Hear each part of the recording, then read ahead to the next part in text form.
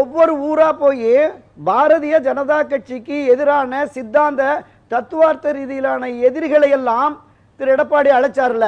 காங்கிரஸுக்கு, கம்யூனிஸ்டுக்கு சிவப்பு கம்பளம், தாவேகாவுக்கு, பிசிகாவுக்கு அழைப்பு விடுத்தார்ல. ஜெல்லானா எப்படிங்க போய் அழைக்க முடியும்?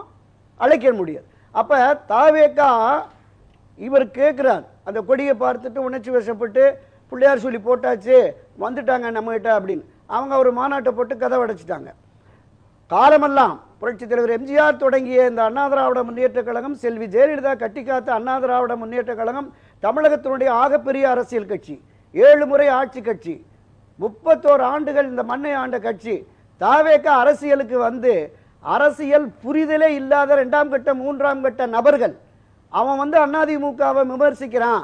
திரு எடப்பாடி தன்னையும் ஏமாற்றி கொண்டு தொண்டர்களையும் ஏமாற்றி மக்களையும் ஏமாற்றுக்காக பிரம்மாண்ட கட்சி எங்க கட்சி வருதுன்னு சொல்றாரு. அது ஏமாற்று வேலைன்னு பேசக்கூடிய நிலையை உருவாக்கியது யார்? திரு எடப்பாடி பழனிசாமி அவர்கள். இன்னும் அந்த பலகீனம் இருக்கிறது என்பதை உணர்ந்துதான் அமித்ஷா சொன்னீங்கல்ல, உட்கட்சி பிரச்சனை தலையிட மாட்டோம்னு. ஏற்கனவே தலையிட்டு ஒரு பிரச்சனையை முடிச்சிருக்காங்க 2017.